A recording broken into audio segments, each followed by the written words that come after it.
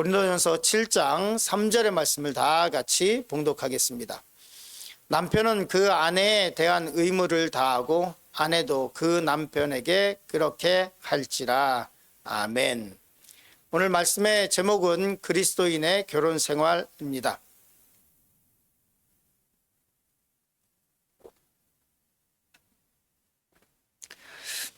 고린도전서의 개략적인 개관을 보면 1장부터 4장까지는 고린도 교회 문제에 대한 것이고 5장부터 6장까지는 그 당시에 교회 내에 있었던 큰 문제가 있었죠. 그것은 음란의 문제, 그리고 또 성도들 간의 송사의 문제였습니다.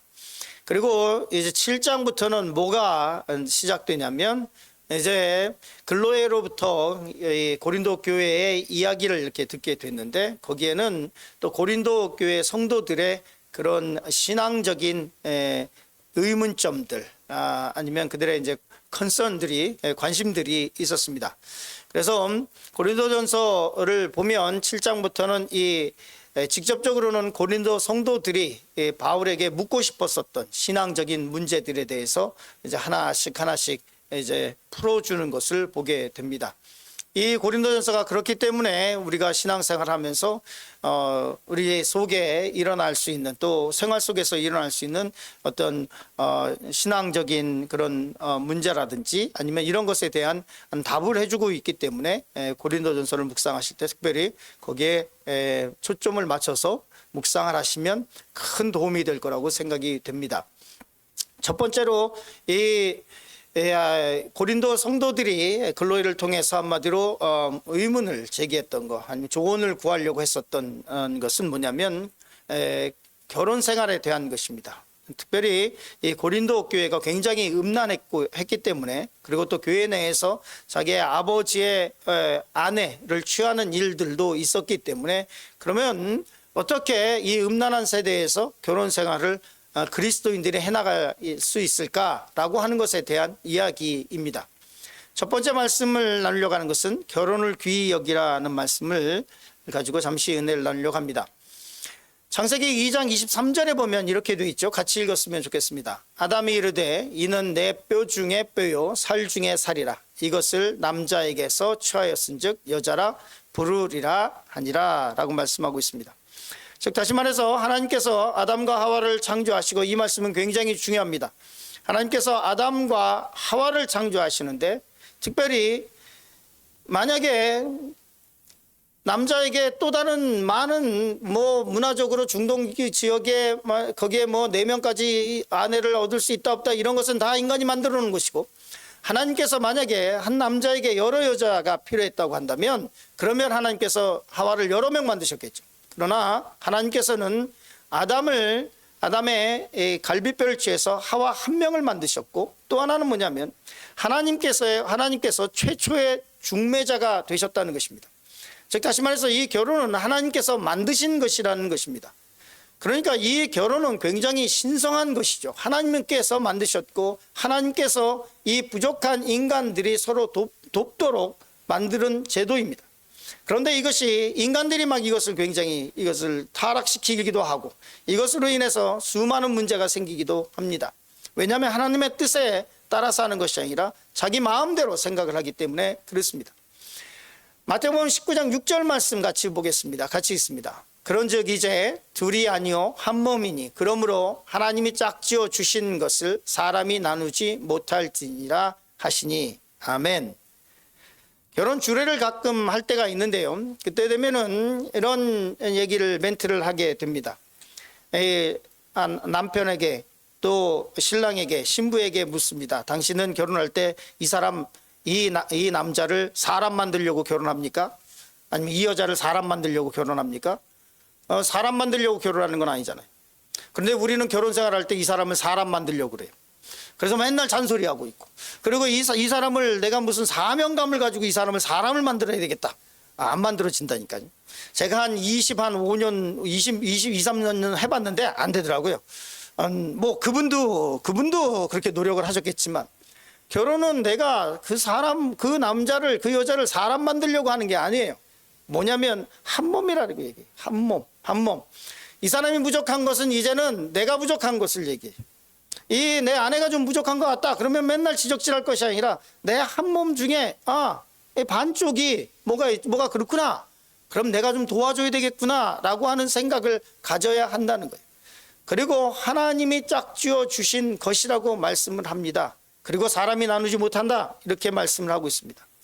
결혼은 그것이 자기의 의지대로 자기 마음대로 막 한 것이 아니라면, 즉 다시 말해서 라스베가스는 저는 아직 안 가봤는데 라스베가스에 가면 결혼 전담 목사님이 있다고 합니다.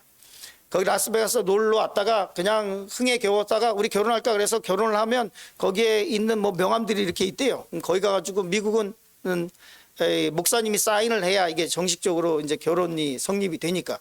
그러면 그분은 뭐만 하냐면 갑자기 한 사람들 결혼만 한대요. 그렇게 한 결혼들이 오래 가겠습니까? 금방 그냥 깨지는 거예요. 근데 저의 결혼에 대한 개념은 하늘에서 맺고 땅에서 이루는 거예요. 하늘에서 이미 하나님께서 맺으셨고 우리는 땅에서 이룰 뿐이에요. 저도 마찬가지입니다. 저는 미국에 있었고 제 아내는 저는 한국에 있었고 제 아내는 미국에 10살인가 그쯤에 이제 왔습니다. 우리는 도저히 만날 수 있는 상황이 아니죠. 저희 부모님도 마찬가지입니다. 저희 아버님은 태생은 북한이시고 그리고 개성 거기고 저희 어머님은 일본에서 태어나셨습니다. 그러니 이 두 분이 결코 만날 수 있는 그런 상태가 아니에요. 그런데도 하나님께서 만드셨고 그 사이에서 제가 태어났고 저를 통해서 우리 아이들이 태어났습니다. 하늘에서 맺고 땅에서 이루는 것인데 사람이 나누지 못할지니라. 그런데 문제는 뭐냐면 사람이 너무 쉽게 나누고 있다는 것입니다. 고린도전서 7장 3절을 보면 이렇게 말씀하고 있습니다. 우리 같이 읽을까요? 남편은 그 아내에 대한 의무를 다하고 아내도 그 남편에게 그렇게 할지니라. 고린도 교회에 음란이 가득했습니다. 그런데 결혼생활을 어떻게 그리스도인이 결혼생활을 해야 될까요? 고린도전서 7장 3절에 이렇게 말씀하고 있습니다. 남편은 그 아내에 대한 의무를 다하고 아내도 그 남편에 대해 그렇게 하라. 즉 다시 말해서 부부생활에 있었을 때 서로 남편과 아내가 그 의무를 성적인 것을 포함해서 의무를 다하고, 즉 다시 말해서 이런 얘기입니다. 내 남편을 내가 안 지키면 나중에 얘기해봐야 소용없어요. 내 남편은 내가 지켜야 되고 내 아내는 내가 지켜야 돼. 그러지 않고 나서 다른 나중에 뭐 바람이 났니 뭐 이런 얘기 하기 전에 내가 내 남편을 지키겠다. 남편은 내가 내 아내를 지키겠다라고 얘기를 하는 거예요. 여기에 남편은 그 아내에 대한 의무를 다한다라고 할 때 부부관계만이 아니라 또한 남편으로서 할 일을 해야 되고 아내로서 해야 될 의무를 가정에서 충실히 지키라는 거예요. 이것을 안 하고 빙빙빙빙빙 도는 사람들이 있어요. 빙빙빙빙빙 도는 사람이 있어요. 하나님께서 원하시는 것은 그 안에서 결혼이라고 하는 그것으로 묶으셨으면 이제 거기서 충실해야 된다고 말씀하고 있습니다. 그리고 또 이렇게 말씀하고 있습니다. 같이 읽을까요? 고린도서 7장 5절입니다. 서로 분방하지 말라. 다만 기도할 틈을 얻기 위하여 합의상 얼마 동안은 하되 다시 합하라. 이는 너희가 절제 못함으로 말미암아 사탄이 너희를 시험하지 못하게 하려 함이라. 분방하지 말라. 방을 따로 쓰지 말라. 그러면 어떤 결과가 생기냐면 사탄이 그 가운데 들어온다는 거예요. 부부관계가 소홀해지고 이렇게 되면 그러면 사탄이 거기에 틈탈 기회를 주게 된다는 거예요. 그렇기 때문에 남편은 아내에게 의무를 다하고 아내는 남편에게 의무를 다하라고 말씀하고 있습니다. 요즘에는 좀 뜸한데 얼마 전까지만 해도 한국에서 이런 게 굉장히 화제됐던 게 있습니다. 조론이라는 게 있어요. 조론. 그게 뭐냐면 조론이라고 하는 것은 결혼 생활은 유지하는데 졸업과 결혼을 합친 말인데 결혼을 졸업한다는 말이죠. 아이들이 있고 뭐 재산 관계도 있으니까 혼인 관계는 그냥 유지하고 근데 나는 이 결혼을 졸업했다라는 거예요. 서로 완전히 다른 그러니까 페이퍼상으로 부부 관계는 계속 유지하고 있대. 남편은 남편대로 아내는 아내대로 그냥 따로따로 살고 뭐라든지 서로 상관하지 않는 거예요. 페이퍼상으로만 그냥 유지하고 있는 거예요. 그런데 이게 한때는 굉장히 굉장히 화제될 때가 있었습니다. 사람이 하는 것이죠. 그러면 그렇게 떨어져 있다 그러면 그 안에 누가 틈타냐면 사탄이 틈탑니다. 성적으로 틈타고, 그리고 그 관계 속에서 하나님께서 만들어 놓으신 신성한 결혼이라고 하는 이 의미는 파괴될 뿐입니다. 히브리서 13장 4절 말씀에 보면 이렇게 기록하고 있죠. 우리 같이 읽었으면 좋겠습니다. 모든 사람은 결혼을 귀히 여기고 침소를 더럽히지 않게 하라. 음행하는 자들과 간음하는 자들을 하나님이 심판하시리라. 모든 사람은 뭐를 귀히 여기냐? 결혼을 귀히 여기다. 지금 내 이 결혼 생활에 이 결혼을 성경은 뭐라고 얘기하냐면 귀히 여기라. 그리스도인들에게 뭐라고 얘기하냐? 결혼을 귀히 여기라. 그리고 침소를 절대로 더럽히지 말라. 사탄이 틈타게 하지 못하도록 남편은 아내의 의무를 다하고 또 아내는 남편에게 의무를 다하라 라고 말씀을 하고 있어요. 그리고 이렇게 틈탔을 때에는 그냥 대충 넘어가는 게 아니라 하나님께서 심판하신다라고 말씀을 하고 있어요. 두 번째로 생명의 유업을 함께 받을 자에 대해서 말씀을 잠시 나누려고 합니다. 마태복음 19장 9절 말씀 이렇게 말씀하고 있죠. 같이 읽었으면 좋겠습니다. 내가 너희에게 말하노니 누구든지 음행한 이유 외에 아내를 버리고 다른 데 장가 드는 자는 간음함이니라 라고 말씀하고 있습니다.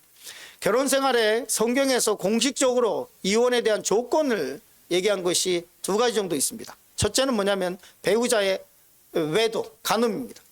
이것을 배우자의 음행으로 인해서는 성경에서도 이 결혼 생활에 대해서 이것을 파기할 수 있다라고 말씀을 하고 있습니다. 구약에서 얘기하고 있죠. 그리고 특별히 신약성경에서는 뭐라고 얘기했냐면 음행한 이유 외에 아내를 버리고 다른 데 장가드는 자는 간음합니다. 배우자의 첫 번째는 배우자가 이런 성적인 것으로 인해서 간음하는 바깥에서 결혼 생활 바깥에서 간음하게 되는 이런 일이 벌어지지 않도록 내가 내 아내를 지키고 내가 내 남편을 지킨다는 마음으로 남편은 아내의 의무를 다하고 아내는 남편의 의무를 다하고, 그런데 이 말은 그렇기 때문에 결혼을 막 파기해야 된다 이런 의미는 아닙니다. 두 번째 이유가 있다면 우리 고린도전서 7장 15절 말씀 같이 읽겠습니다. 혹 믿지 아니하는 자가 갈리거든 갈리게 하라. 형제나 자매나 이런 일에 구애될 것이 없느니라. 믿음에 이론에서 이 믿음으로 인한 것은 뭐냐면 믿음의 박해가 너무너무 심한 거예요. 그냥 부부싸움 정도가 아니라 이 박해로 인해서 신앙의 박해로 인해서 삶과 죽음이 오가는 경우, 중동 지역에 있죠. 모슬림 지역이나 이런 데 그 종교가 너무너무 잘 달라가지고 하는 경우가 있죠. 그거에 대해서 이 갈리게 하라라고 말씀하고 있지만 그러나라고 말씀하고 있습니다. 그러나 하나님은 화평 중에 너희를 부르셨느니라 그러면서 아내 된 자여 내가 남편을 구원할지 어찌 알 수 있으며 남편 된 자여 내가 내 아내를 구원할지 어찌 알 수 있으리요 라고 말씀하고 있습니다. 이 믿음 때문에 믿음이 갈라지겠다라고 얘기해서 상담하러 오시는 분들이 있는데 저는 절대로 갈라지지 말라고 얘기합니다. 두 번째로 말씀을 나누려고 하는 베드로전서의 말씀으로 이 두 번째 말씀을 나누려고 하는데요. 자, 베드로전서 3장 7절 말씀 같이 읽었으면 좋겠습니다. 남편들아 이와 같이 지식을 따라 너희 아내와 동거하고 그를 더 연약한 그릇이요 또 생명의 은혜를 함께 이어받을 자를 알아 귀히 여기라. 이는 너희 기도가 막히지 아니하게 하려 함이라.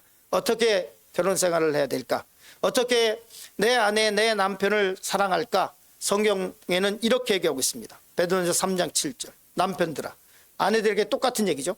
남편들아 이와 같이 지식에 따라 너희 아내와 동거하고. 이 지식은 두 가지의 의미를 얘기합니다. 하나는 하나님을 아는 지식, 한 믿음 안에서 이 부부 생활을 할 때, 결혼 생활을 할 때 아주 행복함을 느낍니다. 즉 다시 말해서 부부관계는 일반 사람들도 마찬가지 삼각형의 구도를 갖고 있습니다.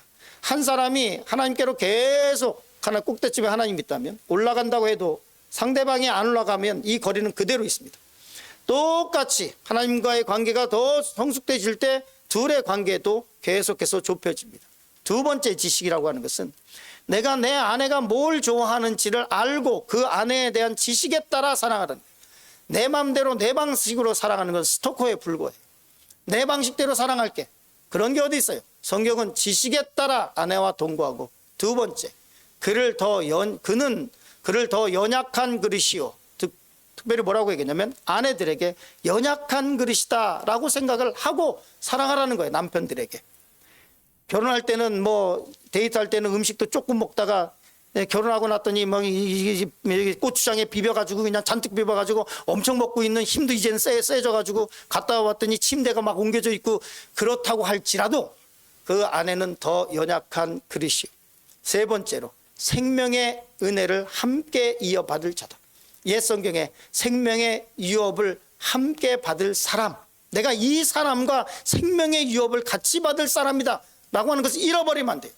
그리고 이것이 안 되면 뭐라고 얘기하냐면 너희 기도가 막히지 않게 하라 말씀하고 있습니다.